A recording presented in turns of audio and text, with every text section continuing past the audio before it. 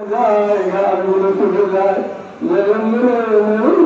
মতো হয়ে গেছে। আল্লাহ আল্লাহ পশু পাখিরা পর্যন্ত কষ্ট পায়। আল্লাহ আপনার বান্দা বলি আদমরা কষ্ট পায়। আল্লাহ আল্লাহ আপনি বলেছেন না গাছা তুমি আল্লাহ হালিমা গাছা বানাই দিন না জলের স্থলে যত বিপর্যয় সব আমাদের গুণার কারণে। আল্লাহ